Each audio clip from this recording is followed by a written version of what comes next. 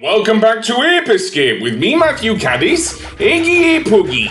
So today we will do the mini games, the three of them, here in the, I'm guessing Time Station Hub, which is no way related to the warp rooms from Crash Bandicoot. The first one is Ski Kids Racing, which honestly behaves like the Snowboard Kids on the...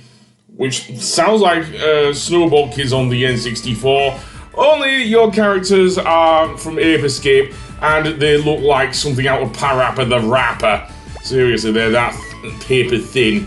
Might as well put them in Parappa the Rapper. But anyway, you also have various different choices of three different courses. So yeah, and you can do the preliminary course or just a normal race.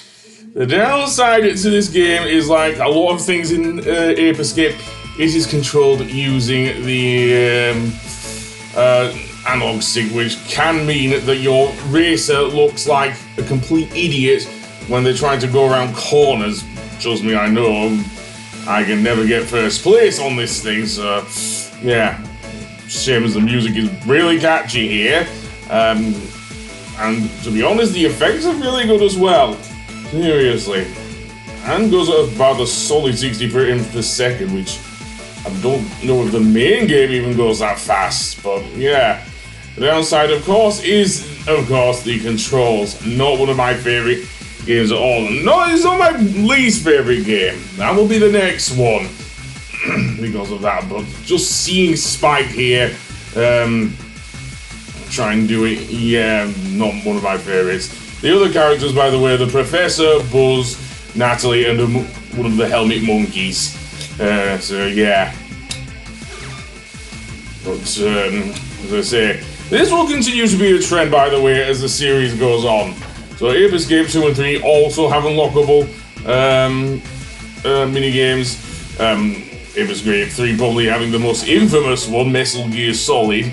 Yes, Hideo Kojima actually did contribute to the franchise as well, because apparently Ape Escape was a thing in, I think it was Metal Gear Solid 3, Snake Eater. So yeah, unfortunately I'm already lagging behind here, so yeah, not great. But as I say, I'll say this of Ski Kids Racing, this game does have the most did I even say it? Catchy songs out of all three of the games. So let's go to the next game, Spectre Boxing. And, indeed, Spectre Boxing kind of looks as you think it would. It's basically Punch Out with monkeys. Although Punch Out, at least on the Wii at least, was probably one of the best games on the Wii. And here, it is just a game where you have to, again, like Punch Out, knock your opponent off. The problem is the controls, again, are with the analog sticks. And while the main game in Ape Escape 1 is pretty good with that sort of controls, because it's in 3D, here it's also in 3D, but I cannot get the hang of this. Seriously, if I ever do land a punch on my opponent, it's usually when I'm trying to strike just there. And completely by accident, seriously. I'm using more health as Hitman here than my CPU-controlled opponent, Henri, is, or was it Henry? I'm not sure. He's losing at this time. Your health does actually go up slowly here in Spectre Boxing, seriously. All in all, Spectre must be a really good patron to his monkeys, to allow them to not only play pool, also do some boxing as well. Anyway, on to the next one. The final game is Galaxy Monkey, a space shooter game, which may as well play like this game's equivalent of a cross between Galaga and Space Invaders. Basically, you have to destroy all the evil pigs that appear on the screen and the UFOs as well, while you're controlling a UFO monkey. This is honestly my favorite game of the lot because of how agile your ship is with both analog sticks. You use the left analog stick to move your ship, the right one to fire your weapon, and of course, you get a P-box to actually get up to 3 scatter shots with your thing. It's insane. And since I'm playing on the PS5, I dare say the DualSense controller may well be one of my favourite things here with this game, seriously. I don't often say that about the PS5, given its lack of games, but I will here. Unfortunately, only 3 scatter shots you can have here. Yeah, otherwise the game will be too easy. Honestly, this is a really challenging game because you have to avoid the enemy shots as well. Because, yeah, there are giant pigs here. I am not kidding, pigs. I don't know why there are pigs in this game. Maybe it's something to do with what will happen in the next game, because we'll get pig enemies in that one, although they will be made by seemingly one of the Freaky Monkey 5, White Monkey, the mad scientist of the Freaky Monkey 5. But that being said, yeah, this game does go on for a while, but yeah, easily my favourite of the lot, seriously.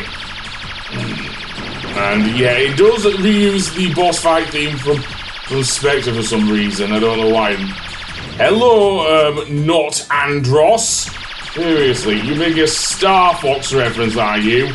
Seriously.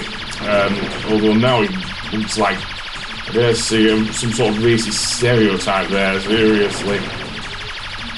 Kind of like Mr. Popo for that right reason.